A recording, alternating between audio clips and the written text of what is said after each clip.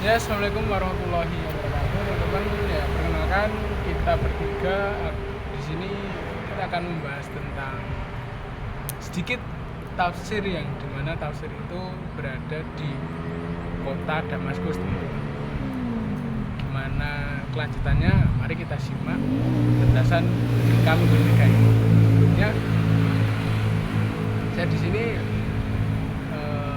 kan realitas sekarang kan mesti bersandingan ya antara sederhana dengan orang yang kecukupan tapi melebihi. Gimana sih kita membatasi diri kita untuk menjadi sederhana? Dari mbaknya gimana? Sederhana itu gimana tuh mbak? Nah, menurutku ya sederhana tuh ya contohnya kita kan mahasiswa ya, di kalangan mahasiswa ya pakaian biasa aja seadanya, terus ya nggak ikut-ikutan tren temen gitu loh. Misal temen punya baju baru kita pingin ya, semisal baju kita itu masih bagus ya dipakai aja gitu ya. Masih banyak lagi sih, tergantung kita di mananya gitu. Berarti sederhana nggak selalu menjurus ke kita nggak punya gitu ya mbak? Berarti bagaimana kita membatasi diri kita agar tidak terlalu berlebihan gitu ya mbak? Iya. Teman-teman tahu nggak, Apa? ngomongin sederhana kayak gini, kalian tahu nggak ada seorang mufasir ulama yang terkenal itu, yang salah satu ada di Damaskus itu, beliau bernama Al-Biqai. Ada yang pernah tahu nggak? Ada yang pernah dengar nggak? Belum. Belum. Oke. Apa sih itu?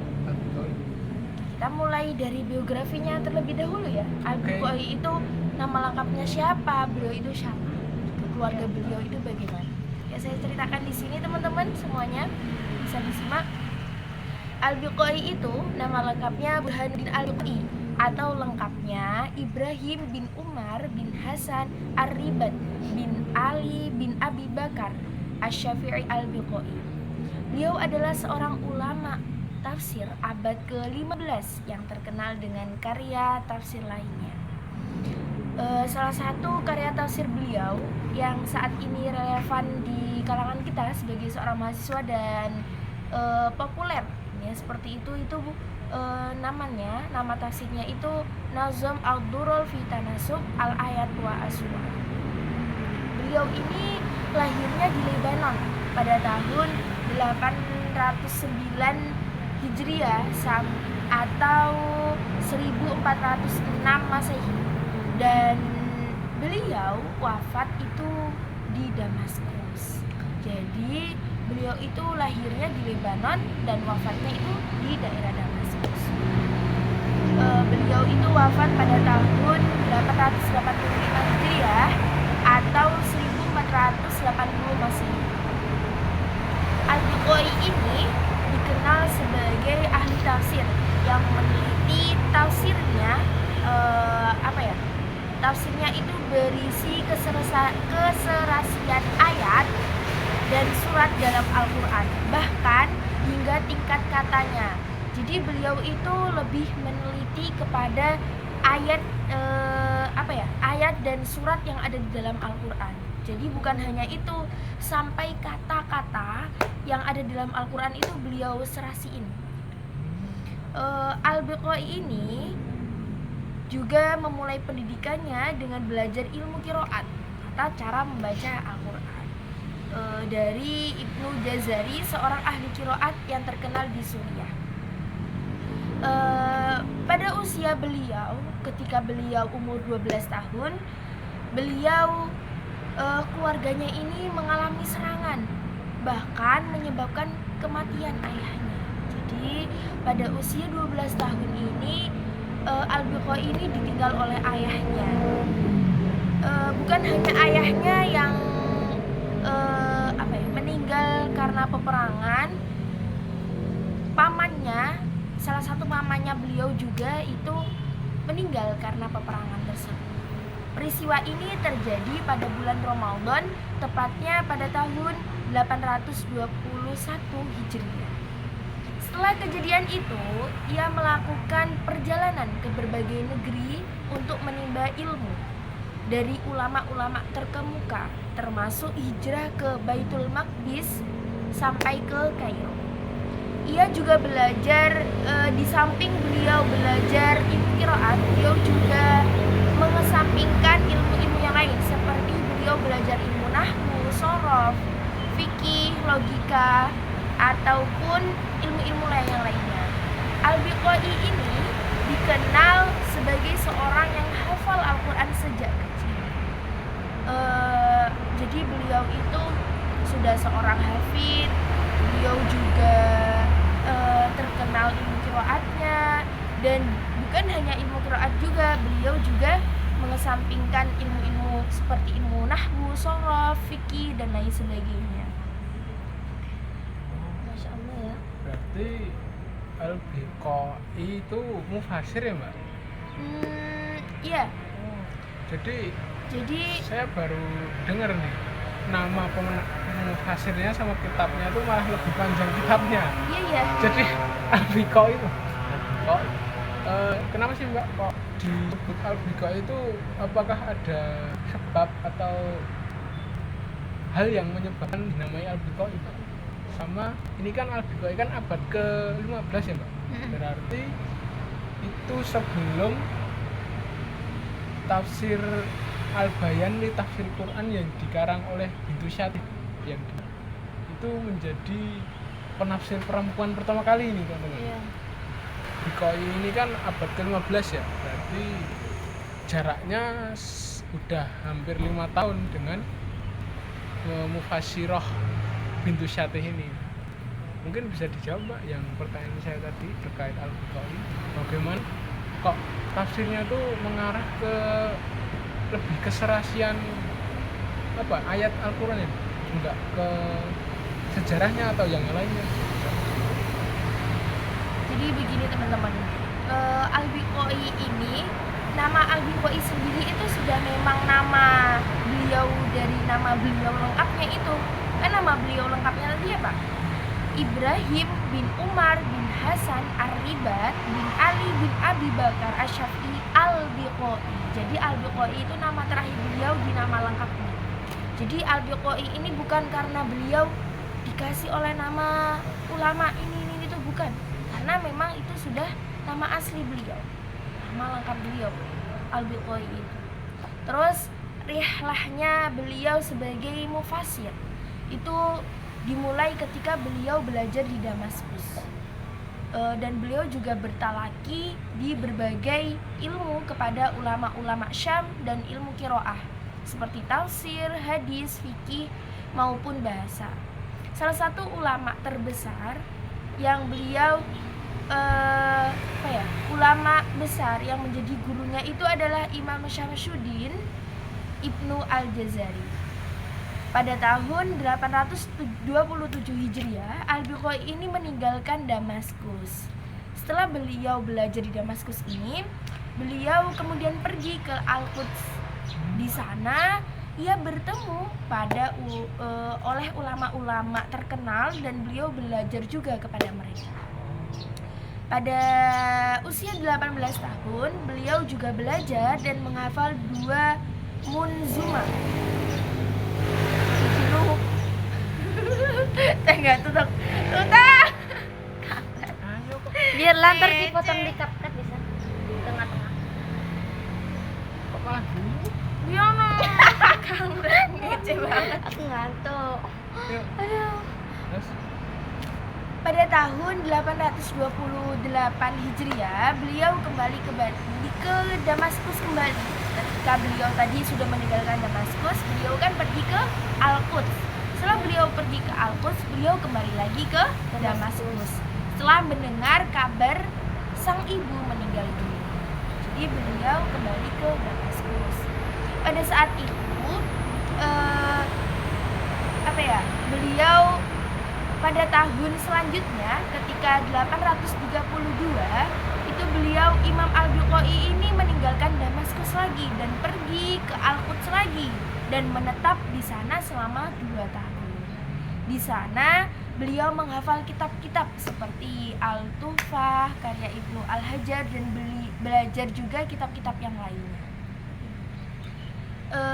Selain itu juga pada tahun 834 Hijriah, tadi kan 832 Hijriah, setelah beliau di Damaskus dan di Al-Quds ya.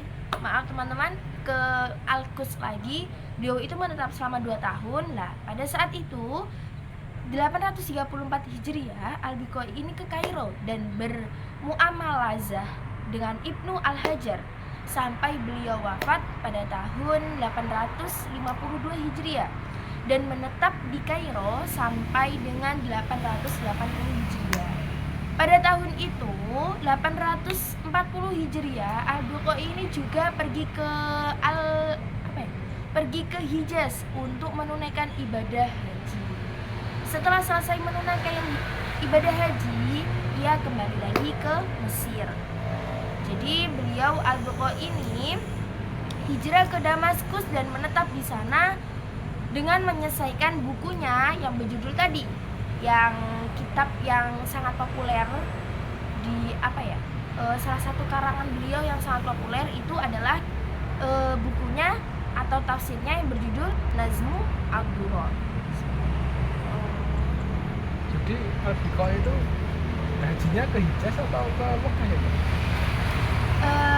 Kalau dilihat dari yang saya cari itu beliau hajinya itu ke Hijaz.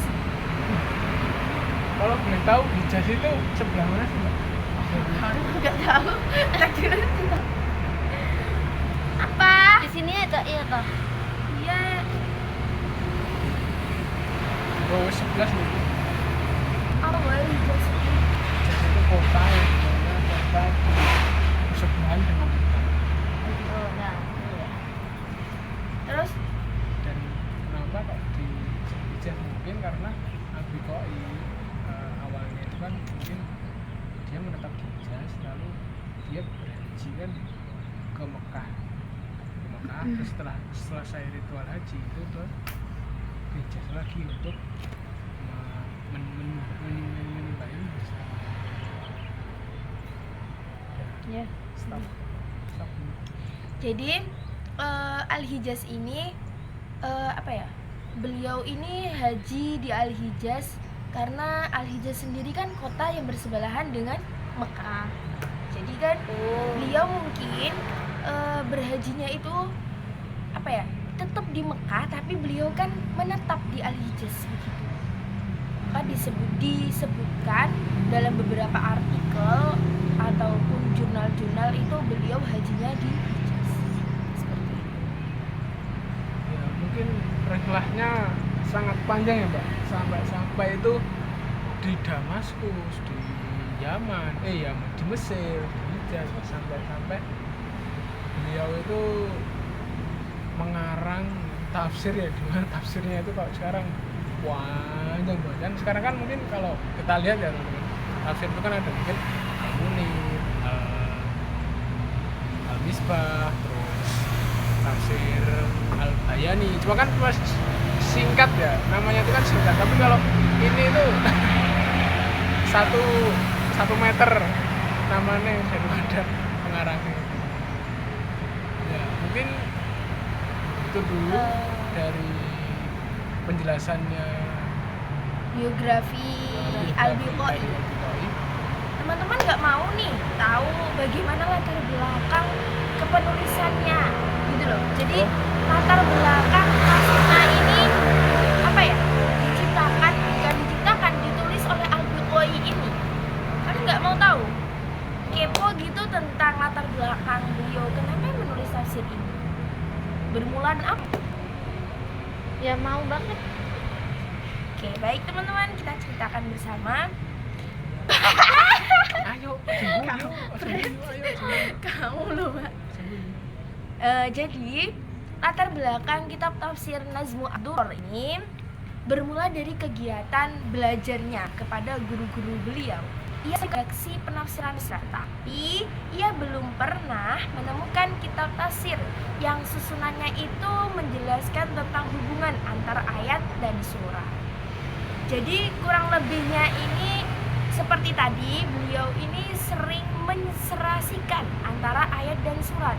Maka dari itu beliau berpikir tidak ada tafsir yang begitu menjelaskan tentang antara ayat dan surat. Lalu keinginannya itu terpenuhi melalui gurunya yang bernama Abu Al-Fadil Al-Mauludi. Melalui gurunya ini ia belajar tentang keserasian ayat-ayat dan surat. Kemudian sebab Al-Biqai ini menulis tafsir ini untuk menjelaskan sisi kemukjizatan Al-Quran dari segi urutan ayat maupun surat. Jadi intinya beliau ini menuliskan kitab tafsir ini itu karena beliau ingin menserasikan ayat dan surat. Karena dilihat beberapa tafsir yang ia kaji selama ini itu tidak ada yang mencantumkan atau yang menyusun keserasian antara ayat dan surat. Jadi sebab lainnya juga itu karena keinginannya untuk menjadikan tafsirnya sebagai pelengkap dari tafsir Nasiruddin Al-Baydawi. Seperti itu teman-teman. Jadi karena latar belakangnya seperti itu, lalu Al-Biqai menuliskan satu tafsir yang dimana tafsirnya itu yang mengandung keserasian kata ya.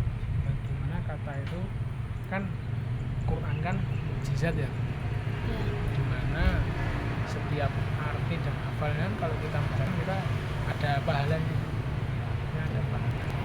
mungkin tentang kitab si Adbar Nazmu Ad-Durar. Ada lagi namanya Nazmu Ad-Durar fi Tanasubi al-ayati waswa. Panjangnya. Iya, Banyak begitu sekali, teman-teman. Mungkin itu dulu ya teman-teman dari video kita bertiga. Tunggu video kita selanjutnya dan semangat untuk membaca literasi, dan jangan lupa untuk selalu mengikuti video kami selanjutnya. Mungkin sekian. Assalamualaikum warahmatullahi wabarakatuh. Assalamualaikum warahmatullahi wabarakatuh.